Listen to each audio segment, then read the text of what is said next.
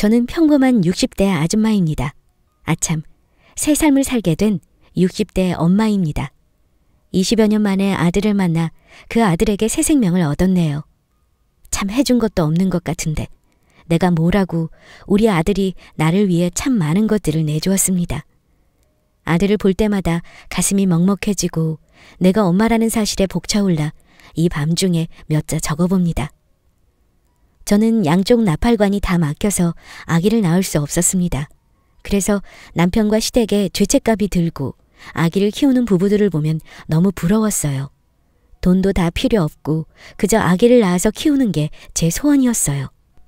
지금이야 시험관 시술이 있어 건강한 아이를 낳는 사람들이 많아졌지만 당시만 해도 아이를 인공적으로 갖는다는 건 매우 생소한 일이었습니다. 그때 국내에서 최초로 시험관 아기가 출생했지만 지금처럼 성공률이 높지 않았어요. 그럼에도 저는 희망이 생긴 것 같아 시험관 아이를 시도해보기로 했습니다. 정말 운이 좋았어요. 아이는 자리를 잡았고 이제 건강히 아이를 돌봐 출산하는 것만 남았다는 생각에 하루하루가 행복했습니다. 아이의 태동에 눈물이 날 만큼 저희 부부는 행복했습니다. 7개월쯤 되었을까요? 활발히 움직이던 아이의 움직임이 느껴지지 않더군요. 불안한 마음에 남편과 병원으로 향했습니다. 아기가 움직임이 없네요. 안타깝지만 자궁 내에서 아이가 사망한 것으로 보입니다. 하늘이 무너지는 것 같았습니다. 내가 뭘 잘못한 거지? 내가 뭘 잘못 먹었나? 모든 게 제 잘못 같았습니다. 눈앞이 뿌옇게 변하며 하염없이 눈물만 흘렸습니다. 남편 역시 하염없이 울기만 했어요. 상심이 크시겠지만 이대로는 사모님한테 안 좋아요. 태아를 꺼내야 합니다. 수술 과정은 출산하시는 것과 같아요. 그래서 수술 후에도 사모님 몸을 잘 관리해 주셔야 합니다. 그렇게 사산된 아이를 출산했습니다. 아이를 낳는 과정은 다 똑같이 했는데 저와 남편은 숨이 멎는 상태의 우리 아이를 만나야 했어요. 출산 직후 아이를 품에 안고 한참을 울었습니다. 엄마가 너무 미안해. 우리 아가 엄마 아빠한테 이름도 못 불리고 이렇게 보내서 정말 미안해. 엄마 아빠가 정말 많이 사랑해. 나중에 꼭 만나자. 정말 많이 사랑해줄게, 아가. 너무 미안해. 그렇게 아이를 떠나보내고 저는 1년여의 세월을 파인처럼 지냈어요. 남편에게 다시 한번 시험관을 진행하자고 했어요. 나 더는 당신이 힘들어하는 거 못 봐. 우리 둘이 잘 살 수 있잖아. 우리 둘이 잘 살자. 나 당신이 힘들어하는 거 못 보겠어, 여보. 하지만 남편은 싫다고 했어요. 그렇게 강한 남편이 제 앞에서 무너지는 모습을 보니 더는 저도 제 고집을 부릴 수 없었어요. 남편의 뜻에 따라 시험관은 더는 시도하지 않기로 했어요. 그렇지만 마음이 쉽게 추스러지지 않더라고요. 지나가는 아이만 봐도 눈물이 났고 임산부만 보면 내 아이에 대한 죄책감에 시달렸습니다. 사실상 저는 죽어가는 것과 다름없었어요. 하루는 남편이 저를 이끌고 경기도 외곽으로 가더군요. 도착하여 내려보니 보육원 앞이었습니다. 여보, 우리 아기한테 주지 못한 사랑 다른 아이들에게 많이 주자. 내 아이처럼 많이 아껴주고 사랑해주자. 나는 자신이 없어. 내 아이도 못 지켰는데 내가 어떻게 남의 애들을 돌봐줄 수 있어? 나는 싫어. 당신 다녀와. 나는 차 안에 있을게. 아이들을 볼 자신이 없었어요. 뒤로 돌아 차로 가는데 누군가 제 손을 잡더군요. 내려다보니 5살쯤 된 아이가 제 손을 잡더군요. 너무 작고 따뜻한 손이었어요. 선생님, 우리랑 놀아주러 온 거예요? 그럼 나랑 같이 가서 우리 책 읽어줘요. 보육원 운동장을 바라보니 많은 아이가 저와 남편을 보며 해맑게 웃고 있었어요. 아이들의 웃음소리에 저와 남편은 발길을 내디딜 수 있었습니다. 그렇게 30년 전 저와 남편은 매주 주말마다 보육원으로 봉사활동을 다니게 되었어요. 우리 아이에게 주려 했던 사랑을 다른 아이들에게 나눠주자고 말이에요. 봉사활동을 다니며 저와 남편은 참 많이 밝아졌습니다. 아이들의 웃음소리를 듣는 그 주말은 저희에게 가장 큰 행복이었거든요. 한 달여쯤 지났을 때였을 거예요.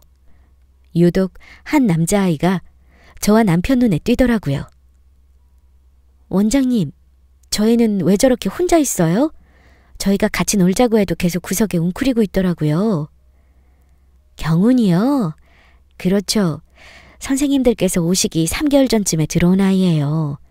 미혼모로 경훈이를 낳은 아이 엄마가 맡겨두고 갔는데 그 뒤로 한 번을 안 오시더라고요. 아이는 저렇게 매일 기다리고 있는데 말이에요. 애만 불쌍하죠. 경훈이는 당시 3살이었어요. 하얀 피부에 갈색 바가지 머리를 한 아이였어요. 흰색 목티에 청색 멜빵 바지를 입은 아이의 모습이 어찌나 귀엽던지요. 그런 아이가 슬픈 눈망울을 하고 앉아있으니 집으로 돌아가서도 항상 아이의 모습이 눈에 아른거렸어요. 경훈아, 선생님이 경훈이 선물 사왔는데. 경훈아, 선생님이랑 같이 친구들한테 가볼까? 경훈아, 경훈이 초콜릿 좋아하지? 선생님이 간식 사왔어. 저희 부부는 혼자만 있는 경훈이가 안쓰러워 여러 노력을 했지만 경훈이의 다친 마음은 쉽게 열리지 않더군요. 그러던 어느 날이었습니다. 여느 주말과 다름없이 저희는 보육원에 도착하여 봉사활동을 하고 있었어요. 그날은 아이들이 좋아하는 떡볶이를 만들어주는 날이었습니다. 뛰어다니는 아이들이 넘어지지 않을까 주시하며 재료를 손질하느라 그만 칼에 손을 베이고 말았어요. 여보, 데일밴드 좀 가져다 줄래? 아이고, 조심 좀 하라니까. 기다려봐. 됐어. 조심 좀 하지. 많이 배웠어? 좀 깊이 배웠나 봐. 애들 뛰어다니는 거 보느라고. 선생님, 아파요? 그때 경훈이가 제 옆으로 다가와 걱정스런 눈으로 바라보더군요. 저희 부부는 정말 놀랐어요. 경훈이가 저희에게 먼저 다가와 준 건 처음이었거든요. 아니야, 괜찮아. 아니야, 경훈아. 엄마 선생님 많이 아프대. 경훈이가 호호해주면 선생님 안 아프실 것 같아. 경훈이가 엄마 선생님한테 호호해줄 수 있어? 남편에게는 아이한테 짓궂게 굴지 말라고 말은 했지만 내심 기대가 되더라고요. 아이가 나한테 마음을 열어줄지 말이에요. 경은이는 쭈뼛쭈뼛 다가와 제 손가락에 호호하고 바람을 불고는 저희가 선물해준 스티커를 붙여주더라고요. 그게 뭐라고 주책맞게 눈물이 났습니다. 선생님, 많이 아파요? 경은이가 호해줘서 엄마 선생님이 좋아서 저러시나 봐. 경은아, 호해줘서 고마워. 그 뒤로 경은이는 점점 저희에게 마음을 열기 시작했어요. 친구들과도 곧잘 어울리기 시작했고요. 저희의 마음을 아이가 알아주는 것 같아 참 기뻤습니다. 어느 날 보육원에서 전화가 걸려왔어요. 여보세요? 선생님, 안녕하세요. 저 김 원장이에요. 네, 원장님. 무슨 일 있으세요? 우리 경은이가 엄마 선생님이랑 아빠 선생님 언제 오시냐고 물어봐 달라고 해서요. 경은아, 경은이가 여쭤볼래? 엄마 선생님. 응, 경은아, 엄마 선생님이야. 아빠 선생님이랑 언제 와요? 경은이가 2밤 더 자면 선생님들이 경은이랑 친구들 보러 가지.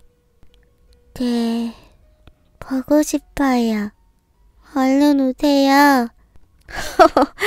경은아, 어디가? 아이고, 선생님, 경은이가 부끄러운가 봐요. 후다닥 뛰어가네요. 아이가 선생님들 덕에 많이 밝아졌어요. 정말 감사해요. 바쁘신데 전화드려 죄송해요. 주말에 봬요. 경은이의 전화였어요. 아이가 저희를 찾는다니. 너무 신나서 남편에게 방방 뛰며 이야기를 전달했어요. 남편도 너무 기뻐하더라고요. 그 주 주말엔 아이들이 좋아하는 간식을 잔뜩 사들고 보육원으로 향했어요. 아이들과 신나게 놀아주고 집으로 돌아오는 길, 남편이 어렵게 입을 열더라고요. 여보, 우리 아이 입양할까? 뭐? 입양? 아기 입양하는 거 자신 없다며. 그랬지. 그런데 아이들 보러 갈 때면 당신이나 나나 너무 행복해하니까. 나는 애들 보러 가는 주말이 너무 행복해. 주말 내내 아이들 보러 간다는 생각으로 힘이 나거든. 특히 경훈이 녀석 볼 때는 마음이 참 뭉클해져. 집에 돌아와서도 경훈이는 잘 자는지 잘 먹는지 걱정이 되고. 저는 너무 기뻤어요. 저도 남편처럼 항상 그 많은 아이들 중에 특히나 경훈이가 참 마음에 걸렸거든요. 아이가 잘 생활하는지, 밥은 잘 먹었는지, 오늘 아프지는 않았는지 말이에요. 여보, 너무 고마워. 먼저 얘기해줘서. 우리 잘해보자. 그렇게 저희 부부는 경훈이를 입양하게 되었어요. 저희는 경훈이를 입양하며 원장님께 경훈이 친모가 찾아오면 저희 연락처를 꼭 알려달라고 부탁했어요. 나중에라도 경훈이의 소식을 꼭 들려주고 싶었거든요. 분명 경훈이의 친모도 사정이 있었을 테니까요. 아직도 경훈이의 손을 잡고 보육원을 걸어 나오던 그날이 잊혀지지 않아요. 그날의 경훈이의 작은 손, 경훈이가 저희를 보며 웃어줬던 미소까지도요. 저희 부부는 그렇게 2명에서 3명으로 새 식구가 되었습니다. 저희는 경훈이에게 입양 사실을 숨기지 않고 아이를 키웠어요. 아이가 자신을 낳아준 엄마에 대해 오해하지 않도록 얘기해 주었습니다. 아이가 초등학교 5학년 때였을까요? 씩씩거리며 집에 들어오더군요. 엄마, 나 오늘 최민정이랑 싸워서 이겼어요. 응? 민정이랑 왜 싸워? 최민정이 나한테 너는 입양하라고 너희 엄마 개모냐고 그러잖아. 그래서 내가 우리 엄마 아빠 나 엄청나게 사랑해준다고 했어. 그리고 너는 그냥 태어난 거지만 나는 우리 엄마 아빠가 선택한 거라고. 그러니까 내가 너보다 더 행복한 거라고 했다? 그랬더니 막 울면서 선생님께 가는 거야. 지가 잘못해놓고. 그렇게 얘기했어?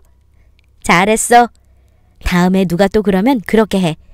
우리 경훈이를 엄마 아빠가 얼마나 사랑하는데. 경훈아, 잘했어. 그렇지만 다음부터는 친구한테 소리치거나 윽박지르지 말고 얘기해보면 어때? 그럼 친구가 더 경훈이한테 미안한 걸 알 거야. 응, 알았어. 그래도 나 얘기 잘했지? 응, 잘했어. 이따 아빠 오시면 아빠한테도 말씀드려. 똑 부러지고 사랑스러운 우리 경훈이. 경훈이는 우리 집의 복덩이였습니다. 시댁과 친정에서도 경훈이를 참 사랑해줬어요. 하나밖에 없는 우리 손주라고 많은 사랑을 주셨습니다. 아이의 체육대회 날이면 일가 친척은 다 모여 학교로 향했던 것 같아요. 그만큼 우리 경훈이는 참 사랑스러운 아이였습니다. 남편의 사업도 경훈이가 온 이후로 더욱 승승장구했어요. 여보, 나는 집에 오는 게 그렇게 신날 수가 없다. 집에 오면 우리 경훈이 있지, 당신 있지, 얼마나 좋아. 그리고 아무리 힘들어도 우리 경훈이 생각하면 다 참게 돼. 내가 열심히 해야 우리 경훈이 하드 하나 더 사주고 장난감 하나 더 사주지. 안 그래? 그래, 당신 너무 멋있어. 당신은 나랑 우리 경훈이한테 참 좋은 남편이고 아빠야. 당신한테 참 고마워. 남편은 참 열심히도 일했어요. 경훈이도 저희 모습을 보며 밝고 성실하게 자라주었습니다. 누굴 닮았는지 참 밝고 머리도 좋았어요. 짜잔! 성적표 여기 있습니다. 어머 여보! 이거 봐! 경훈이가 이번에 반에서 1등 했어! 엄마, 내가 뭐라고 했어? 이번 모의고사는 자신 있다고 했지? 아빠, 나 1등 했으니까 저번에 약속한 거 지키기예요. 그래 임마, 당연히 지켜야지. 여보, 이번 주 일요일에 우리 경훈이랑 같이 보육원 가서 애들이랑 떡볶이 파티 해야 해. 그럼 당연하지. 애들도 오랜만에 경훈이 넣으면 좋다고 난리겠다. 경훈이를 입양한 후에도 우리 가족은 꾸준히 봉사활동을 다녔습니다. 경훈이도 함께요. 아이의 시험이 있는 그 주 몇 주는 아이가 시험 기간이라 함께 가지 못하고 저희 부부만 다녔거든요. 경훈이가 동생이랑 한 약속이 있다고 시험 끝나면 무조건 같이 가서 떡볶이를 쏘기로 했다고 하더라고요. 형제 없이 혼자 자란 아이지만 배려심 있고 두루두루 잘 어울려 남편과 저는 그저 고마울 뿐이었어요. 경훈이 어머니, 잠시 저 좀... 네, 원장님. 얘들아, 경훈이 형이 아빠 선생님이랑 같이 맛있게 떡볶이 해줄 거야. 착하게 기다리게 약속. 봉사활동을 간 주말, 보육원 원장은 저와 할 얘기가 있다며 저를 불러내더라고요. 그러고는 저에게 번호와 주소가 적힌 종이를 내밀었습니다. 이게 뭐예요, 원장님? 경훈이 친엄마가 최근에 찾아왔었어요. 경훈이가 보고 싶다고요. 그래도 선뜻 경훈이 어머니 연락처를 내주기가 그래서 친엄마한테 연락처랑 주소를 받아놨어요. 아이의 친엄마가 나타나면 꼭 아이와 만나게 해주자 남편과 약속을 했지만 막상 그날이 다가왔다 생각하니 왠지 모르게 겁이 나더군요. 아이가 우리 곁을 떠나 친엄마에게 가버리지 않을까 말이에요. 참 많이 고민하다 남편에게 얘기를 꺼냈어요. 남편은 제 얘기를 듣고 한참을 고민하더군요. 우선은 경은이도 당장 마주하게 되면 많이 혼란스러울 거야. 애 수능도 얼마 안 남았고. 일단 수능시험 마치기 전까지는 얘기하지 말고 기다려보자. 그래요. 경은이가 매우 혼란스러울 것 같아. 저와 남편은 얼마 남지 않은 아이의 수능 때까지는 내색하지 않기로 했어요. 아이에게는 정말 중요한 일이니까요. 엄마, 아빠, 아들 시험 잘 보고 올게요. 3년 동안 아들이랑 같이 수험생 해주시느라 고생하셨습니다. 갔다 올게요. 이따 꼭 데리러 와요. 그래, 잘 보고 와. 우리 아들 파이팅! 경은이는 노력한 만큼 시험을 잘 마쳤고 원하는 대학에 진학하게 되었어요. 아이가 입학하기 전 이제는 정말 친엄마의 소식을 들려줘야 한다는 판단이 들었습니다. 저희 부부는 경은이와 함께 식탁에 둘러앉아 이야기를 나눴어요. 아이에게 친엄마가 남긴 메모를 내밀었어요. 저는 차마 말을 꺼낼 수가 없어 남편이 먼저 얘기를 꺼내기로 했어요. 이게 뭐예요? 아들, 엄마 아빠가 경은이한테 항상 얘기했었는데 기억나? 경은이 친어머니 연락 닿으면 어머니한테 경은이 소식 알려드릴 거라고 했던 거. 기억나요. 원장님이 주신 건데 경은이 친어머니가 경은이를 보고 싶어 하신대. 그래서 경은이는 어떤지 물어보려고 엄마 아빠가 얘기하는 거야. 아이는 남편 얘기를 듣고 한참을 생각하더라고요. 이제 막 20살이 된 아이가 그 상황이 얼마나 혼란스러웠겠어요. 차분히 아이의 대답을 기다렸습니다. 만나볼래요? 저도 궁금해요. 어떤 분인지요. 아이의 결정을 따르기로 했어요. 친어머니를 만나기로 했습니다. 아이는 저희도 함께 가자고 하더군요. 그렇게 저희는 17년 만에 처음으로 얼굴을 보게 되었습니다. 아이 친엄마를 마주하는 순간 안도감이 들었어요. 고운 모습으로 자리에 나와주었더군요. 그 여자는 경은이를 보육원에 보낸 후 악착같이 돈을 벌었다고 했습니다. 아이한테 떳떳할 수 있게 성실히 일을 해서 돈을 모았다고 해요. 그러던 중 근무했던 곳의 사장과 결혼하게 되었다고 하더군요.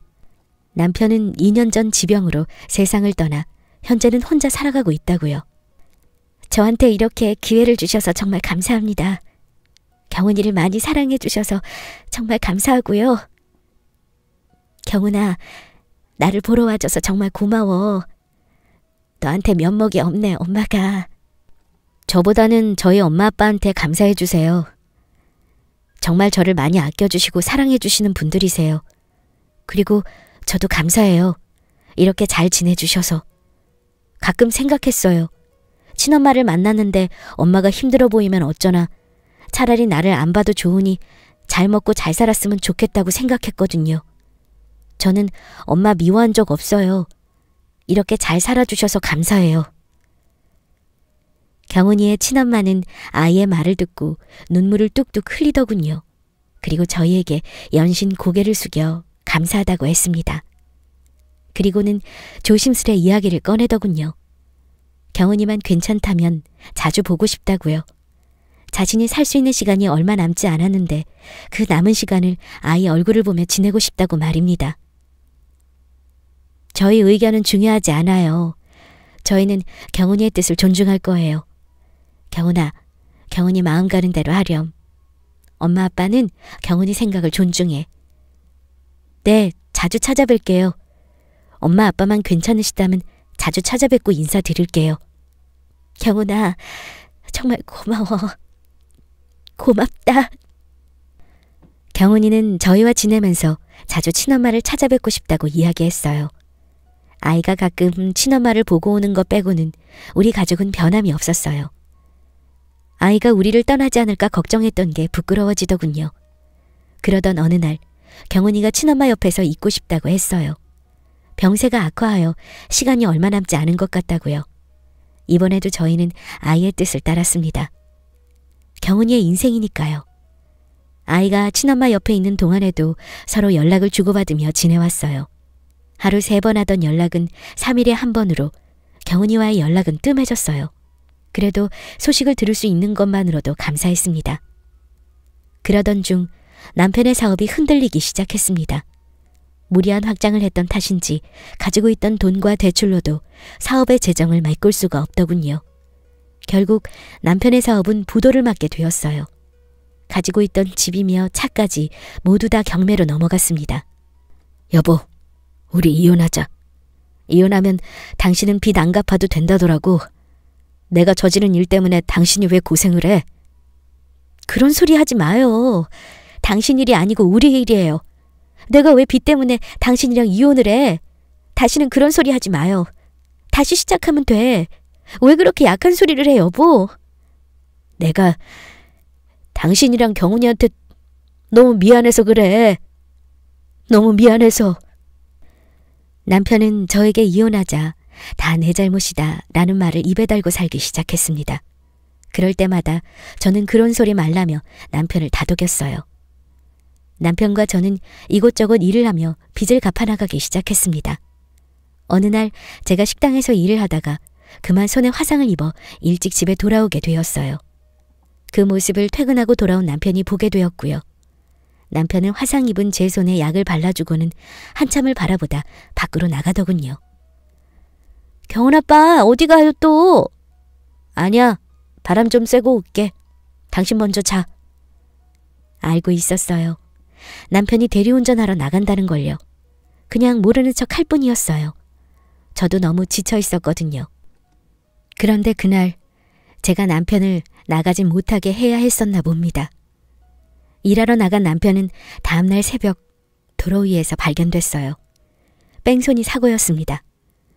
대리운전 일을 마치고 귀가하던 남편이 차에 치여 사고가 났던 거예요.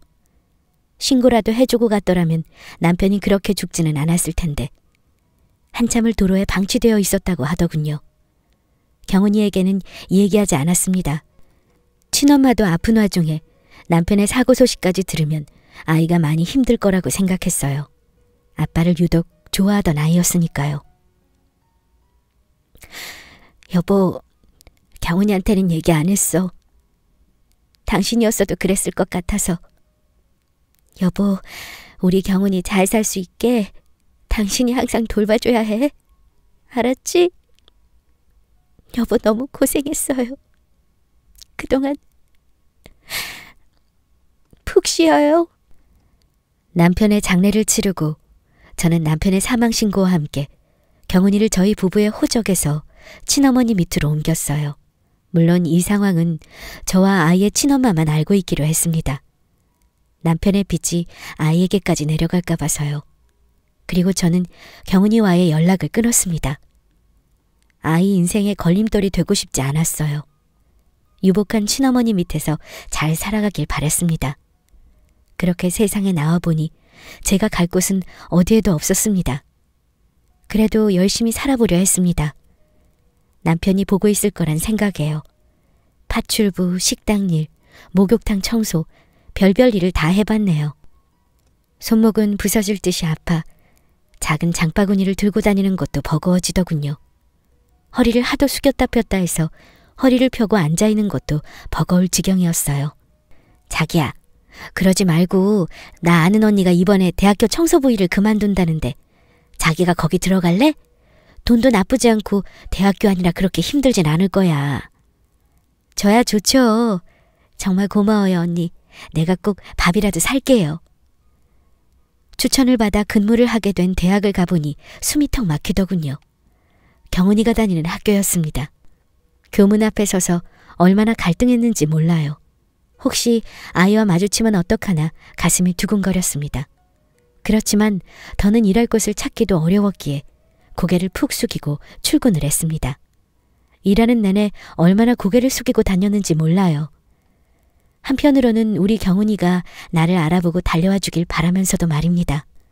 화장실 옆에 딸린 작은 숙직실이었지만 그래도 돈도 괜찮아 일할만 했습니다. 특히나 우리 경훈이 또래 아이들이 보일 때면 경훈이도 저렇게 친구들과 어울리겠다고 생각하며 내심 뿌듯하기도 했어요. 마음속으로 경훈이를 그리며 하루하루 지내고 있었습니다. 언니, 안색이 왜 그래요? 응? 얼굴이 왜? 언니 얼굴이 너무 까매. 병원이라도 좀 가봐요. 제가 봐도 얼굴색이 매우 어둡더군요. 그리고 밥도 많이 먹지 않는데 배가 볼록 나와 신경이 쓰였습니다. 볼록했던 배가 이제는 통증까지 오더군요. 그 길로 병원으로 향했어요. 병원에서 들은 소리는 청천벽력과 같았습니다.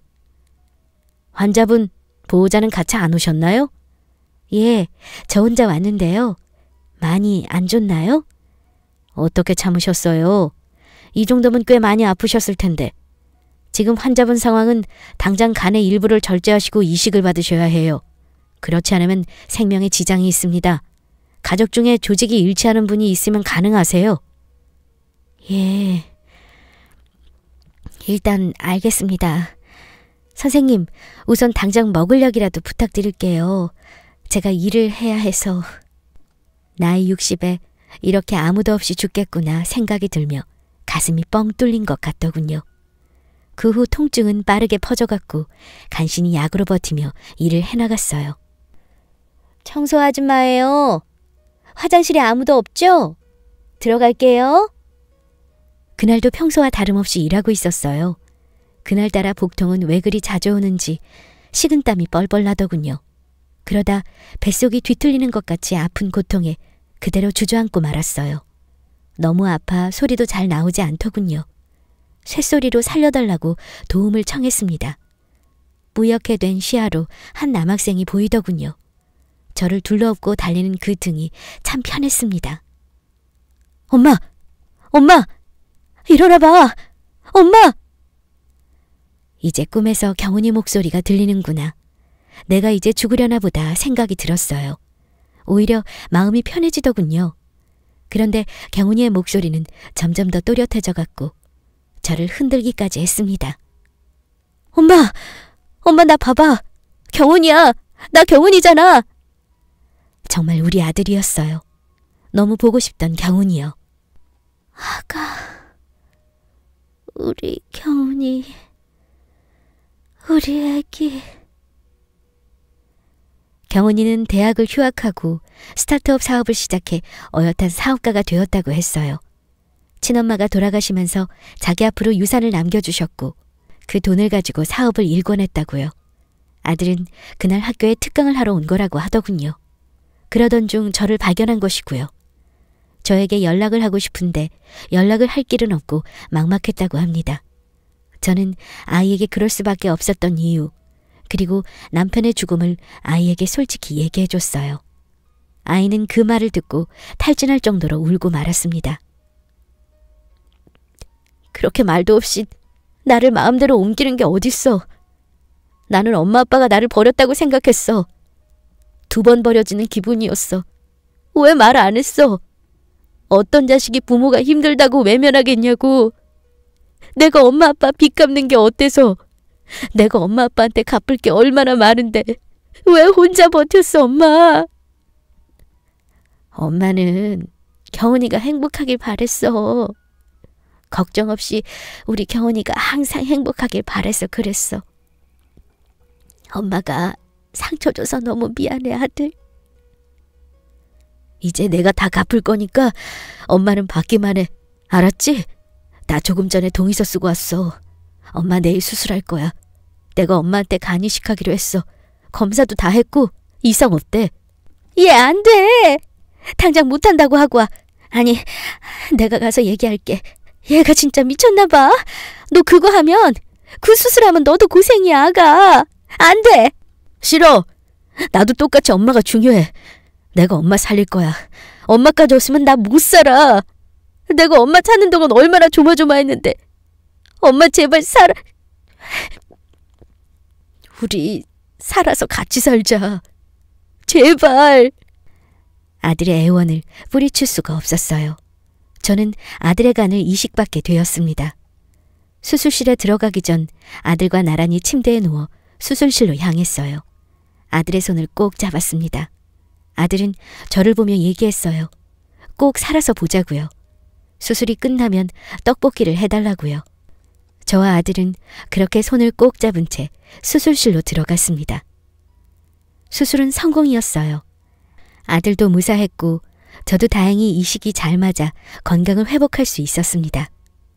수술 후 저는 아들의 뜻에 따라 아들과 함께 살게 되었어요.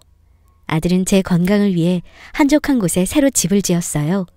정원이 딸린 넓은 마당을 가진 집을요. 제가 경훈이에게 어릴 적부터 얘기했던 꿈의 집을 말입니다. 지금 저는 우리 아들과 함께 삶을 살아가고 있습니다. 새로 태어난 기분이에요. 저는 건강하고 제 옆엔 소중한 아들이 있으니 말입니다. 이렇게 저와 아들이 다시 만날 수 있었던 건 경훈이의 친어머니와 죽은 제 남편의 도움이라고 생각해요. 주어진 삶의 기회에 감사하며 열심히 살아가려 합니다. 긴 글 읽어주셔서 감사합니다.